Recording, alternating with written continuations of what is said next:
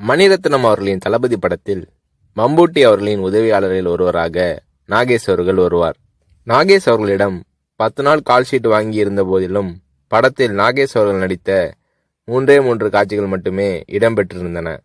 பிறகு ஒரு நாள் ரஜினி அவர்களை நாகேஷ் சந்தித்த போது, மணிரத்னம் என் கால்ஷீட்டை வீணாக்கிவிட்டார், இன்னும் சில காட்சிகளில் என்னை பயன்படுத்தியிருக்கலாம் என்று நாகேஷ் அவர்கள் தன்னுடைய ஆதங்கத்தை வெளிப்படுத்திய போது, ரஜினி அவர்கள் பதிலேதும் சொல்லாமல் புன்னகை புரிந்தார். அவ்வளவுதான்.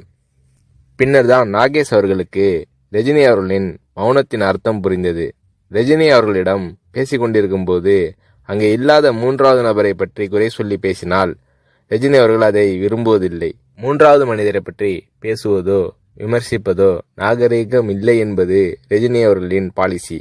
இது நாகேஷ் அவர்களுக்கு தெரிய வந்தபோது ரஜினி அவர்கள் மீதான மதிப்பு நாகேஷ் அவர்களின் உள்ளத்தில் பல மடங்கானது.